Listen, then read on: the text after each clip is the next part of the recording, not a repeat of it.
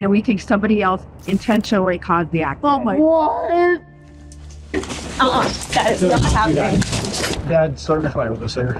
Well, it's like you killed somebody, but like they ain't no fun and games no more. We have to go back and see that. And that's kind of what I remember. He said we have to. It was kind of like excitement. On April 19th, 2023, heavy rocks are hurled from a passing truck until one smashes into the skull of a 20-year-old woman. But what investigators first assume is a prank gone wrong takes a sinister turn as they uncover the truth behind a cruel act of extreme indifference. Typical teenage boy stuff, right? The following is based on official police records. Just after midnight, deputies in Jefferson County, Colorado respond to assist Broomfield police officers on a remote stretch of roadway where a small yellow car has crashed through a fence and come to rest in an open field. Inside, 20-year-old Alexa Bartell is found deceased, slumped in the driver's seat. It's clear to deputies that something has smashed through her front windshield and into her skull, leaving behind a gaping 7-inch hole in the glass and brain matter splattered across the back seat. The devastating scene leaves her girlfriend Jenna in a state of shock. And put her on the phone. The phone cut off. So I thought her phone was dead. But like her phone kept ringing. Do you mind if I see what time that phone call was? Can you look at it? I don't want to look at it. Okay. According to police records, Jenna and Alexa's call abruptly ended at around 10:40 p.m. I have her location, find my friend. Okay. And it went to some same place. I'm sorry, but I sped really fast down here. That's okay. Boulder County deputies also respond to the scene, sharing that they were investigating a related incident that occurred 2 miles away. 2 vehicles had been struck by rocks after passing a truck traveling in the opposite direction. One rock shattered a windshield and injured a man's shoulder, while the other smashed into the radiator of the vehicle that had been traveling behind him.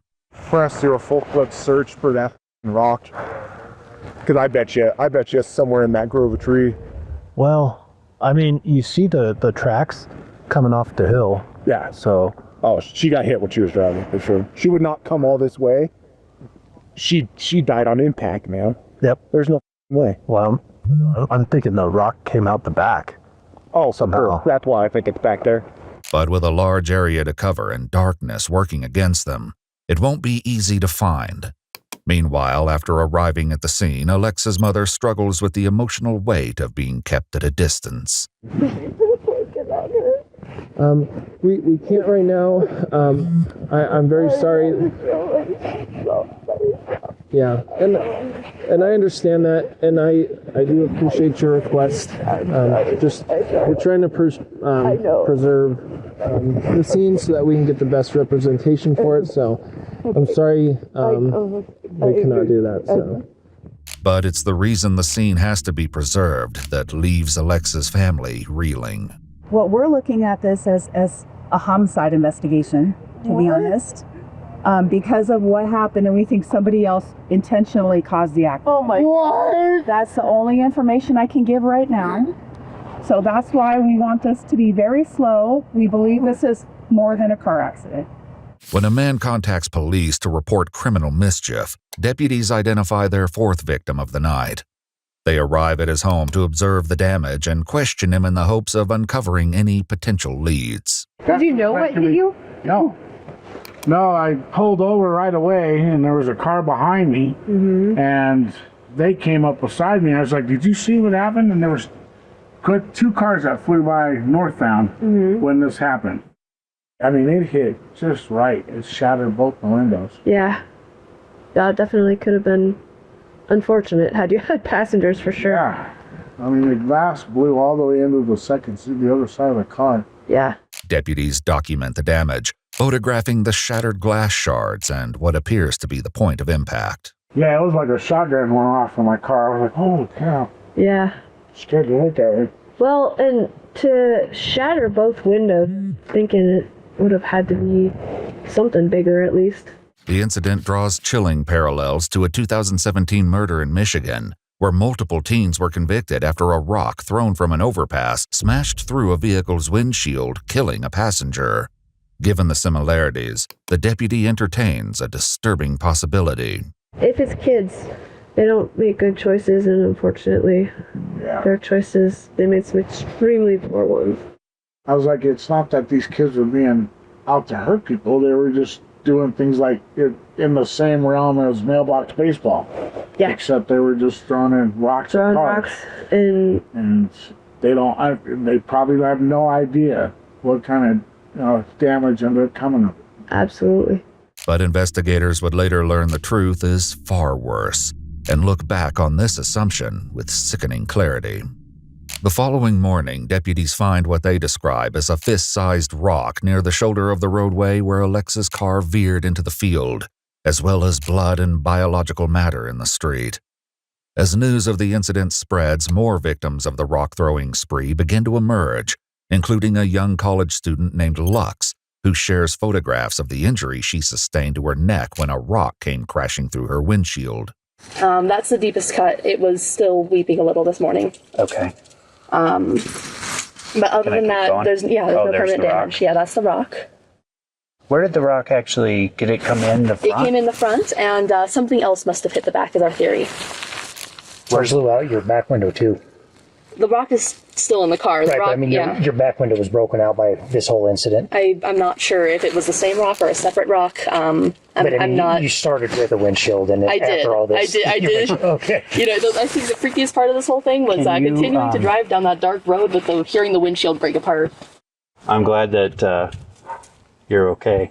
Yeah, I'm glad I'm okay too. It was pretty scary. We reasoned that if that had hit me in the head, I probably would have died.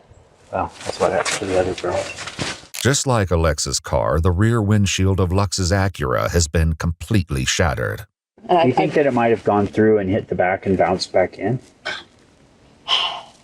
Possibly, but the indentation on this middle seat here would suggest otherwise. Yeah. That's odd.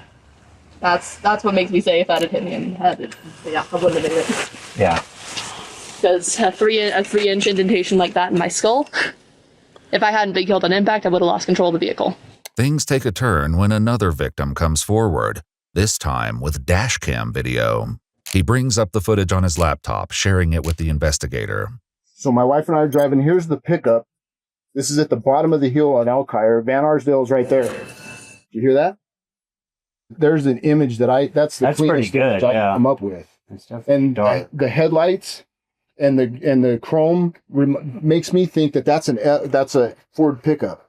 On April 24th, the Jefferson County Sheriff's Office posts to Facebook asking the public to contact them with any information that can help them solve the murder of 20-year-old Alexa Bartell.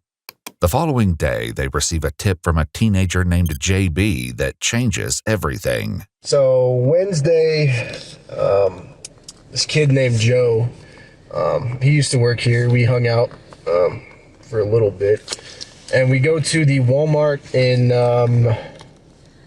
where is it? It's by Westy there. It was Joe, God, what is his name? Mitch, and some other kid named Zach, and they're grabbing like a load of rocks, like I don't know, the rocks they have outside of Walmart there. They're loading them in the truck, and at that point I was like, all right, like take me home. I'm not like involved in whatever the y'all are about to do. But I get home, and then come to find out, I'm driving to work the next day, and Indiana's closed. Well, what the is that? And then come to find out, this lady's dead, 20 years old. Additionally, he claims the truck they were driving that night is dark in color, similar to the one seen in the dashcam footage.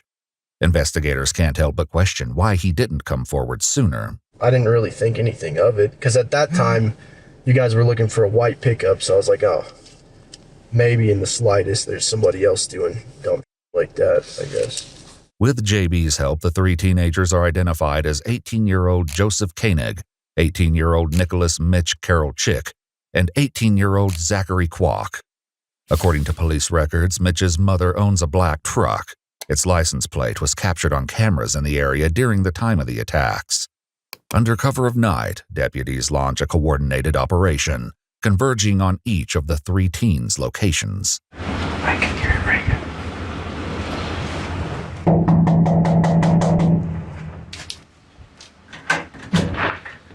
Sheriff's office, yes. We're looking for Mitch, Nick. Yeah, what can I do for you? Are you go by Mitch or Nick? That's me. We'd like to have a conversation with you. Can I ask what this is about? Yeah. Can you explain what might have gone on the past week? Nothing important. Okay. Did you go out last Wednesday with your friends? I mean, we were out for a bit, but Okay. we were hanging out at my place and I dropped them off. Okay. Well, who you're hanging out with? I was with my buddies, Joe and Zach. 18-year-old Mitch agrees to come to the station for a longer conversation in what will prove to be the smoothest encounter with any of the three teens. Deputies follow him inside as he grabs his jacket and shoes, leaving his parents stunned and confused. Once they learn their son is under investigation, they voluntarily hand over the keys to their truck. Questions? Well, there's a ton going on in my head right now. Obviously, there's concern, worry. Absolutely. I hope to God that this goes nowhere. I think that's a normal reaction. Absolutely. I don't know. Mitch is then placed in handcuffs outside and led to a waiting cruiser. With one suspect down and two to go, deputies knock on the door of 18-year-old Joseph Koenig, but his arrest won't come as easily. Deputies quickly learn that to reach Joe, they first have to get through his father. Hey, Sheriff's Office. Hi, sir. Are you Mark? Yeah. Mark, I'm investigator with the Sheriff's Office. Do you mind if we speak with you for just a couple minutes? Yeah, what's it regarding? I was hoping to speak with Joseph, actually. Is he home? Yeah, he's upstairs. Okay. We do need to talk to him tonight. Can we grab him or... What's it bring him down regarding? here? It's regarding an incident that we're investigating. What's that incident? What happened? It's an ongoing investigation, and I do need to talk to Joseph about it. Mark heads inside and returns with Joe moments later. Hey, Joseph. I'm investigator Kim at the Sheriff's Office. How's it going? How's it going? Good, thanks. Hey, we were hoping you could come chat with us for a little bit. We have some questions for you regarding an incident that we're investigating. Yeah, sure. I'm gonna talk. Sounds good. Do you have, ID on you, a phone, stuff like that, whatever you need? I can go grab my wallet upstairs. Okay. While Joe goes back inside for his wallet, Mark gets clarification on where they plan to take his son. After a long, tense silence, Mark abruptly turns into the house and shuts the door behind him. I should not have let you go back in. I'm so stupid. What's that? Probably reaching out to the third kid. He's letting his buddies know. He put his phone in his pocket. Okay. He's talking to his dad. Mark returns to the porch with a new plan, but when the deputies reject it, the encounter takes a shocking turn. I'm thinking it might be better. I mean, you guys tell me, but I'd rather just get an appointment and bring him down tomorrow. We do need to talk to him tonight. It's imperative. Are you gonna arrest him or something? I mean, how are you gonna physically coerce him to go down there? Well, I do need to talk to him right now. Okay. Well, then at least, I'm just saying then no. do me a favor, at least have him come out here and talk to me right here. Okay? No, I don't think so.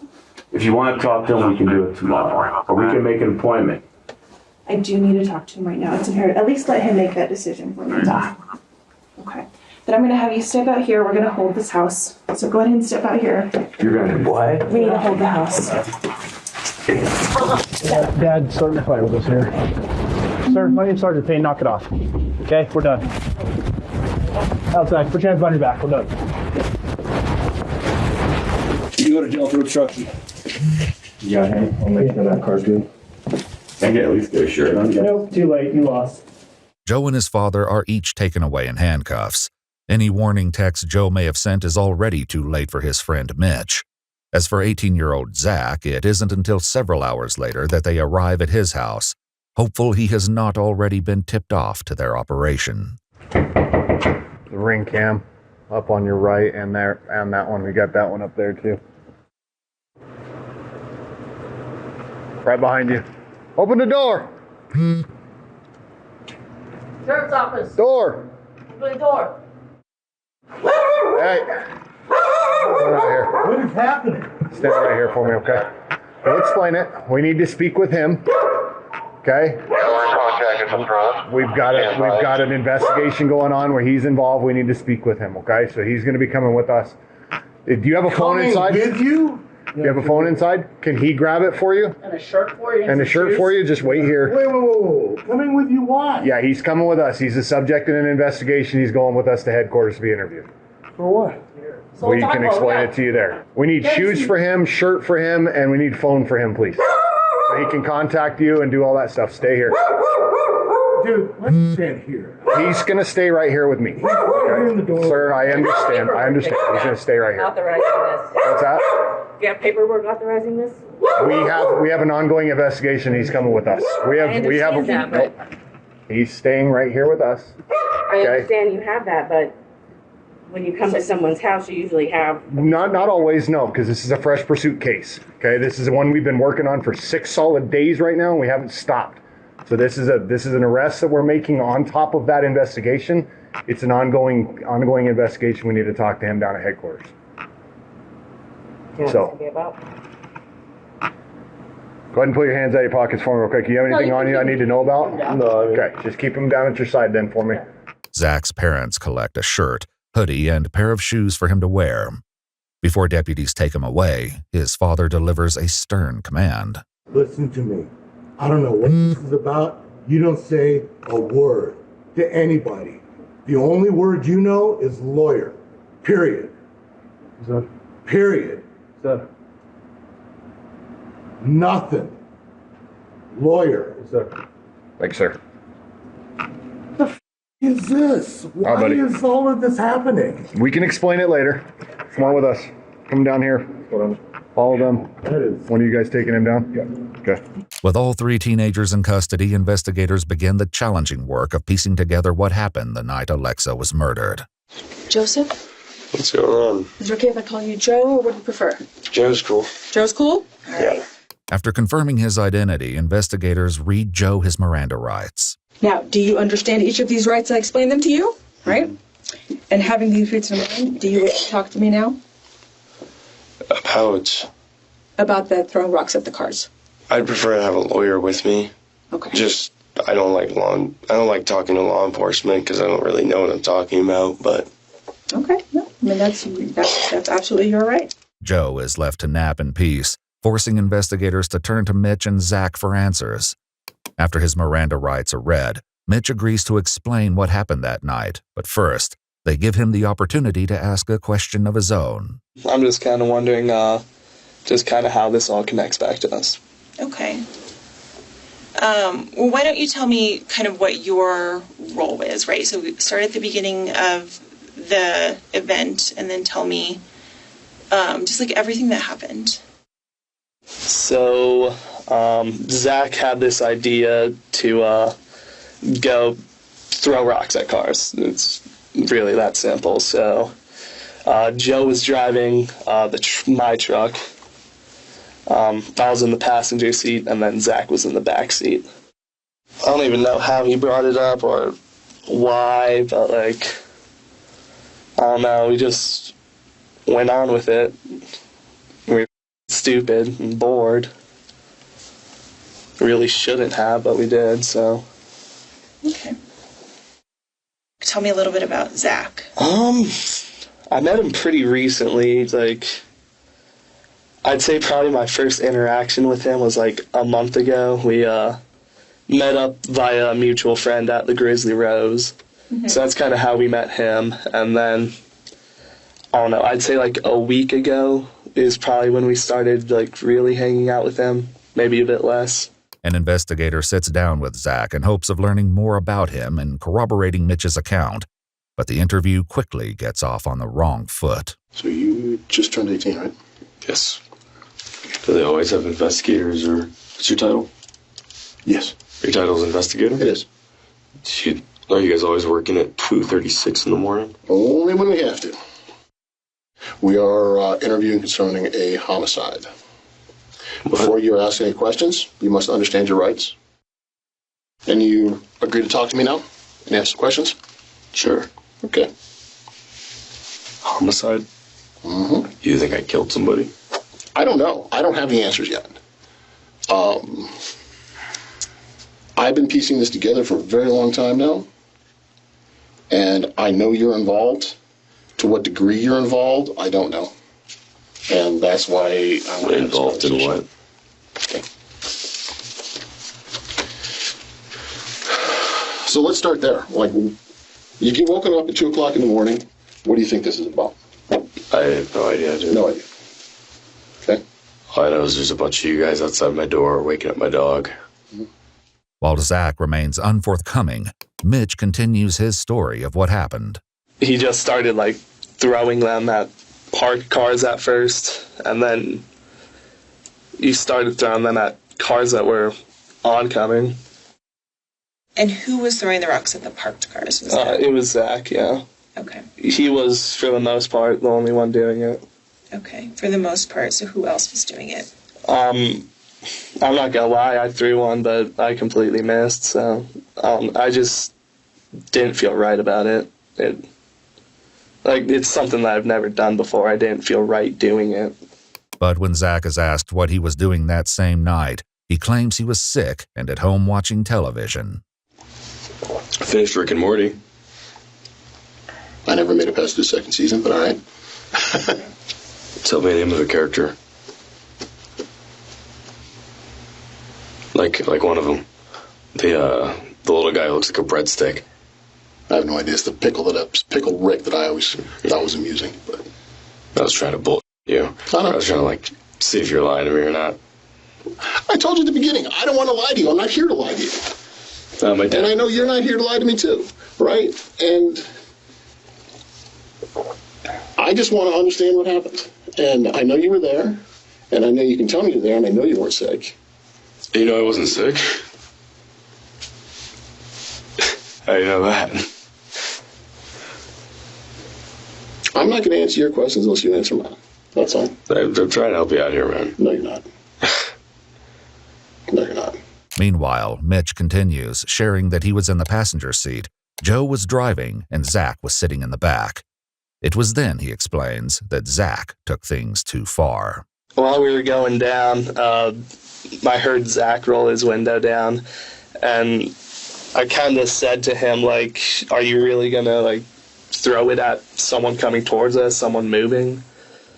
And he didn't really say anything to that. And did he? Yeah. He threw, like, 4 or 5 while we were on 93. I don't know if he hit a car each time. Okay. Did he throw 4 or 5 all at one car, or was that? That was spread out. Okay. What were you guys doing while he was doing that? Me and Joe were kind of just like, we weren't really talking, we were just kind of like exchanging glances. It was just kind of like confusion, I guess. Still locked in a stalemate with Zach, the investigator seems to lose his patience, finally divulging a clue. You're going to have to help me out a little bit, man. What time did Mitch pick you up? Mitch, K. I'm helping you out, you help me out. We're not going to play this game all night. We're not. Either you start answering questions or you can make that look on your face and we just move on. I don't know. I met Mitch like a month ago. Okay. Did you guys talk about, what did you talk about? I mean, going anywhere, doing anything, just chilling? Or? Cars and sex, typical teenage boy stuff, right? Yeah. Zach admits he knows very little about Mitch, and the only thing he knows about Joe is his last name. What else you know about him? I mean, anything would be helpful. You don't already have him? I don't have any answers. No? You didn't get anything from Dumb and Dumber? What do you call that? Have you met the two? Are they just, like, not smart, or they make bad decisions, or? I think probably both, but I think Joe's actually a little slow. As Mitch continues, he claims that Zach threw every single rock he collected until there was only one remaining, and Alexa Bartell's small yellow car came into view. It was at that point that he threw the final rock he had through the windshield, and that was the fatal one. That was How did you know that it hit the windshield? I went back later and I saw that the windshield, there's like pieces of glass all over the road, and I don't know, I just had a gut feeling. But a gut feeling doesn't quite explain his knowledge of this detail, and it won't be long before he shares the horrifying truth behind it. How long were you going to let that kind of activity go on in your truck? I mean, obviously I wanted to stop it, but it's just a difficult situation to face. Because obviously if he's going to do it to someone's vehicle, or throw it at someone oncoming, what's he going to do to me when I'm sitting 3 feet from him? And I'm like, hey, stop that. Get out of my truck. Walk your home. Okay. So it sounds like you have the words for something to make that stop. It's difficult, at least for me in the moment. Like I said, I'm hard with confrontation. After the fact, I could tell the goal was to destroy stuff, damage stuff. What was his reaction when he hit the cars? Excitement. It was really off-putting. And then when he missed the cars, he was disappointed. How did you know he was excited or disappointed? He'd yell out, he'd cheer, when he missed the cars, he'd be like, no, I was so close, you know. It was just strange behavior. I guess it's really odd to see in the moment, like this odd sense of accomplishment, I guess. Kind of in the way that he exclaimed when he hit them. What did I do to warrant this? What do you think you did? You obviously know this conversation's going somewhere, and obviously those two are involved. Oh, yeah. Right? And every time we start getting to this uncomfortable spot, you reach down to pick up that glass, right? Yeah. So, I need you to help yourself, help me understand what happened that night. And I know you know. And I know you have more than you're telling me. Help me out. I am. I've been trying to help you. And I need you to help me. there. Mitch explains that he and Joe met up later that night after they realized the last rock Zach threw from the moving truck had caused Alexa's car to go off the road. I met up with him after I got off of work, and we just kind of said that we're just going to cut off all communication with Zach. Was there any thought about speaking to law enforcement at that point? The thought ran across my mind, but I felt nervous. I felt like I was going to get roped in or thrown under the bus for what Zach did. As the investigator seems to reach the end of his patience with Zach, he finally divulges more information. But Zach's response is about to challenge everything they've been told so far. You want info? Here's info. You've been implicated in throwing the rock that hit Alexa Bartell in the head and killed her. How? Give me something that's going to refute that. Okay? Because I think it's true. I think you guys are all been running around. I've given you the opportunity to tell me a story that fits. And all you're giving me is just nonsense, right? So here's the story. This is what I know. You're in the car. You're with Mitch. And you're with Joe. You picked up the rocks and you threw them out the window. You think I did all of it? That's what I'm being told. Now this is your opportunity to tell me otherwise. Being told by who? Who do you think? Who would know that information? Come on. Let's be real. I didn't throw the rocks. Who did? The driver. Okay. When, why, where, and how? I don't know why, because they're idiots. Okay. But I just sit in the back seat and watch them do this, and they laugh about it. I was like, oh, okay. Okay. I didn't throw one. Not a single stone was thrown by me. However, the accusation naming Joe as the one who threw the rocks comes as little surprise to investigators. When JB first turned the trio in, He warned them that Joe had a dark past. He has a history of doing like that. I've actually witnessed him do it a couple of times. Just vandalism, just causing chaos. Like, I've asked him before, I'm like, why do you go out and break and do that? To cause chaos, he says. Well, it's like you killed somebody, but like, it ain't no fun and games no more. But what Zach reveals next makes it seem as though a game is exactly what it was, with unsuspecting drivers reduced to moving targets. Mitch would use, marine terminology. Like what? Like contact right, contact left, fire, stuff like that. Okay. How did Joe respond? Throw a rock. He also claims that it wasn't just him who picked up rocks at the Walmart, but all three of them. God damn it. Rocks in my shit. Where did those rocks go? Where did they go? In the car. Well, until we started driving, I had them at my feet, and then I started handing them up to Mitch. Okay. Because I didn't want to have anything to do with it. How's handing them up not having anything to do with it? If they're not by me, not doing anything with them. Okay. It's just stupid crime. Yeah, it is. But while Zach downplays the severity, many are left to suffer the horrific consequences. There was glass in my eye, in both eyes. I was able to rinse some of it out with saline, and the remainder came out overnight. Like there was some glass in my eye crusties this morning. Now that Mitch is committed to his version of events, investigators prepare to push back, armed with evidence he doesn't yet know they have. Is Joe your best friend? Yeah, I'd consider him so. Those two are like this. Okay. Has there been any other incidents where there's been damage to other people's property? Like mailbox baseball, throwing little things at cars, throwing other things, paintball, I don't know, baseballs through windows? No, nothing like that. Okay.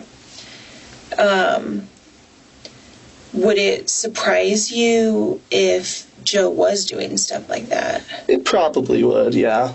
Okay.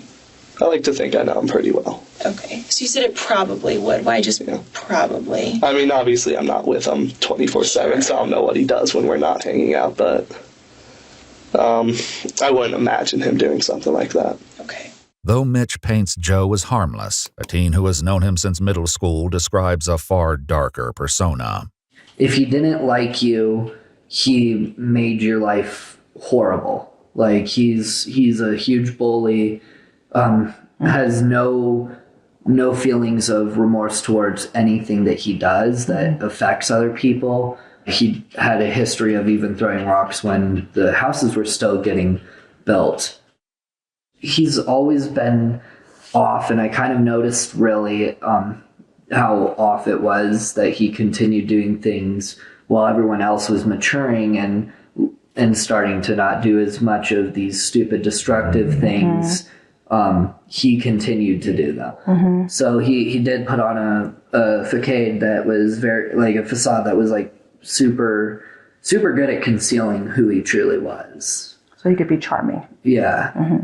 And that was one of the things that only people who were close to him really could get past and see that, oh, there's something more going on here. Yeah. Do you recognize anyone in that image? Yes, I do. Who do you recognize? That's Joe. That's me. Okay. When was that taken? A month ago. Okay. Roughly. What are you holding? That's a statue head that we bought off of some dude. Okay. What did you do with it? We dumped it in a dirt lot.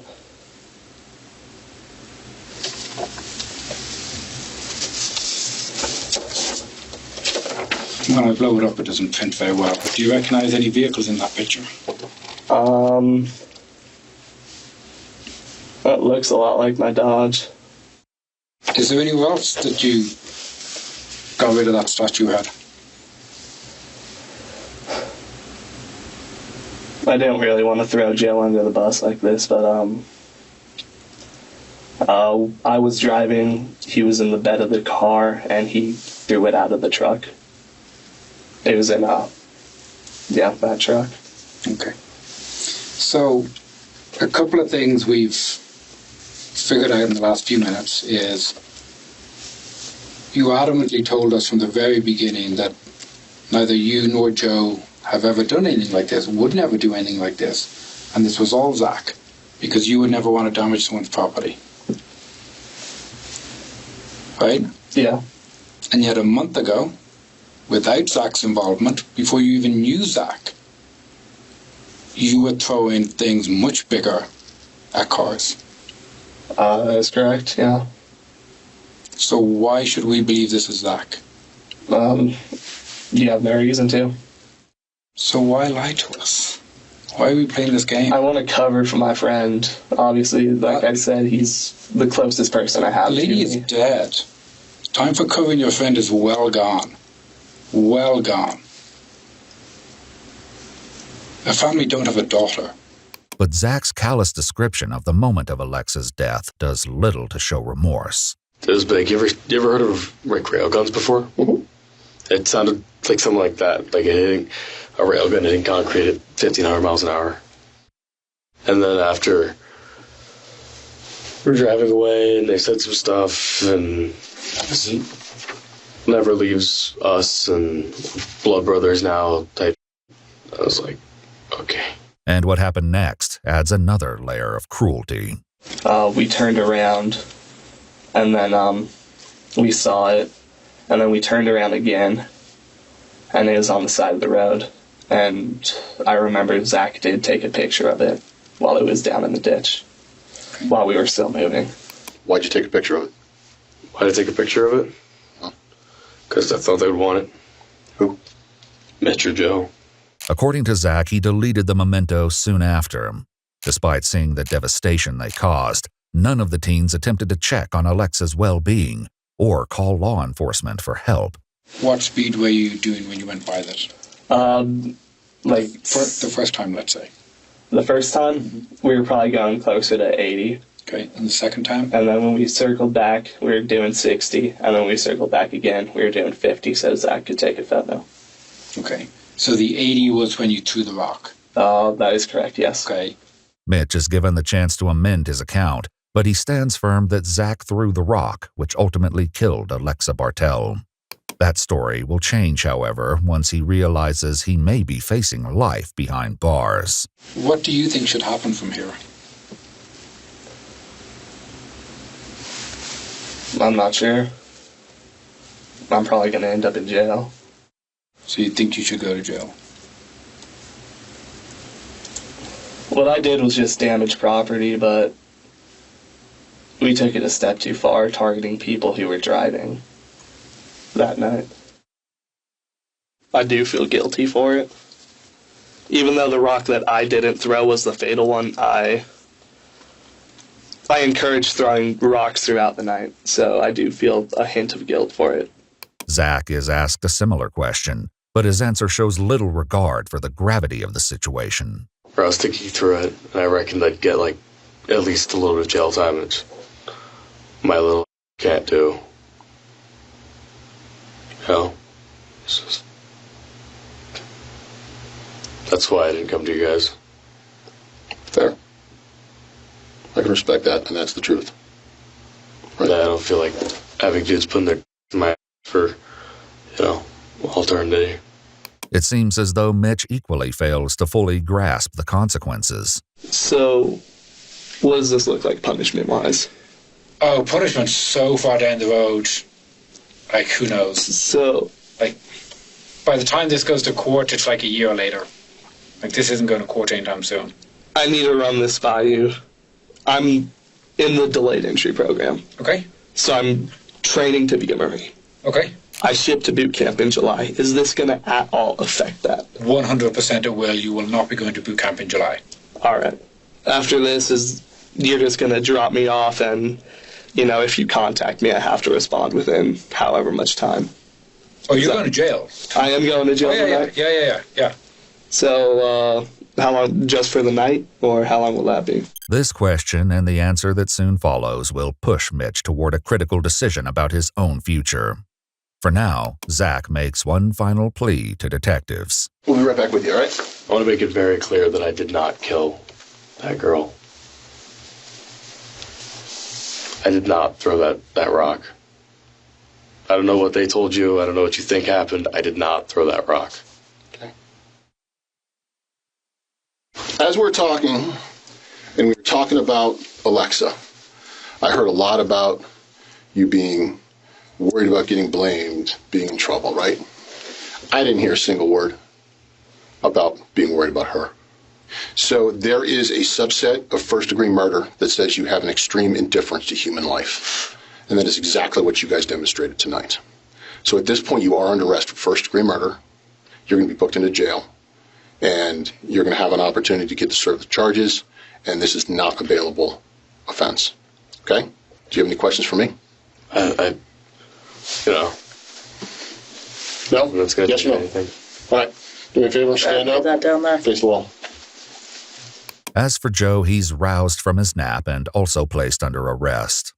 Because of your involvement in this incident, you are being charged with first-degree murder by showing an extreme indifference to human life. Okay? Each teen is handcuffed and taken to jail without incident. By morning, Joe's mother, who is overseas in Germany, contacts law enforcement after attempting to reach her husband and son to no avail. I can tell you is they are okay. Your son was arrested on murder charges, and your husband is in our jail on obstruction charges. Okay, sorry. It's okay. I understand this is not the best phone call for you to receive. I know you've been trying to get a hold of us. We've had an ongoing case. I don't know if you've been following social media or anything. So it was in reference to the incident with the rocks being thrown through the cars. Your son was involved. Oh, God. 9 months later, Mitch returns to the interrogation room with his attorney and one of the prosecutors on his case. Under a proffer agreement, he revises parts of his first interview. He now admits that all three teens took part in throwing rocks from the moving truck at passing cars. It felt wrong going against a person versus just going after a car. Okay.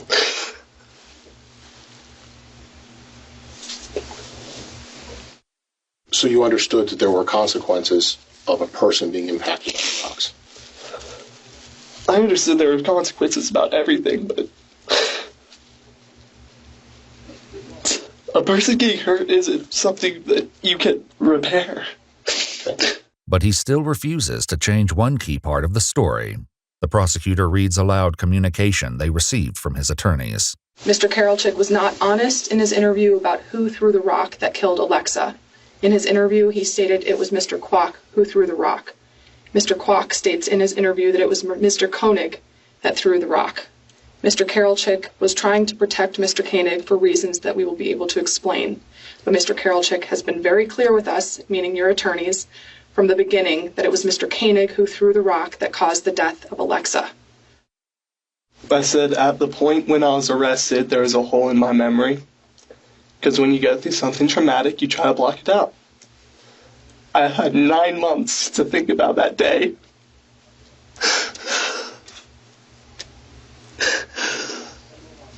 Nine months. And I can tell you with confidence that I do believe it was Zach. Mitch explains that once the news came out about Alexa's death, he and Joe met up in person to get their story straight. Joe was talking about how he had done research on prior cases where rocks had been thrown at moving vehicles. And he was saying it was a 50-50 chance that we were going to get caught and that we shouldn't talk to the cops. And no matter what, we would be fine because we didn't throw the rock that killed Alexa. So on the night that we were arrested, I did want to shift all the blame towards Zach. Why? To protect myself and to protect Joe at the time. Why would you protect Joe? Because at the time he was my closest friend. Then what happened? Well, after the fact, I realized I was stupid. Because no matter what, they don't care what happens to me. So I shouldn't give it what happens to them. Who is the they in that sentence? After we all got arrested, Joe and Zach don't care what's going to happen to me. And I shouldn't care what's going to happen to them. I should stop trying to protect them. Stop trying to protect Joe. But given yet another opportunity to come clean, he fails to follow through. I can't think about that moment without thinking about what had happened. I don't want to think about what had happened. None of us do, but yet we're here. You're not the only one that relives that night. I wish I could remember, but I can't. I'm sorry. I will regret that night for the rest of my life. I'll regret all previous nights that we did that for the rest of my life. God damn it, I can't change that now.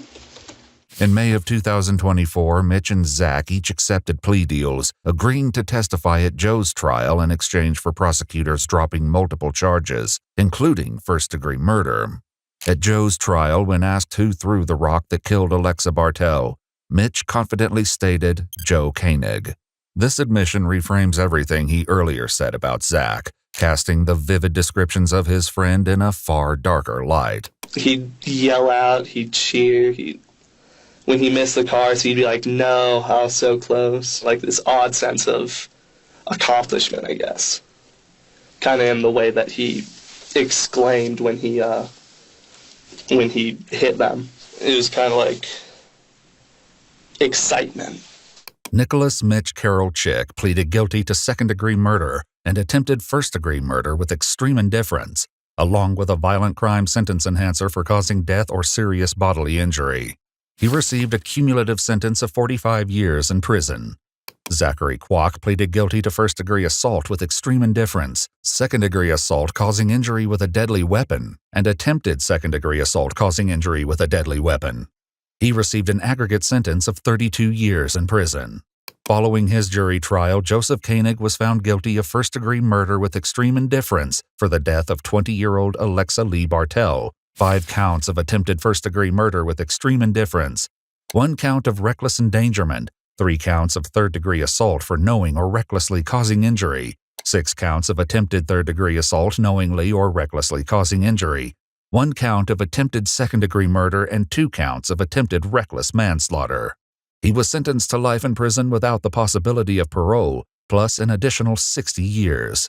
As for Joe's father, we're unable to confirm whether Mark Koenig was formally charged with obstruction or sentenced. According to a Facebook post, Alexa's mother Kelly continues to celebrate her daughter's life by supporting and raising funds for the causes she loved the most. She writes, "We're choosing to focus on honoring her the way she lived, with kindness, love, and a whole lot of fun." If you'd like to see select new videos early and help us keep uncovering case files that rarely come to light, you'll find extra footage and unseen details on our Patreon. Channel memberships here on YouTube also include early access to select new videos.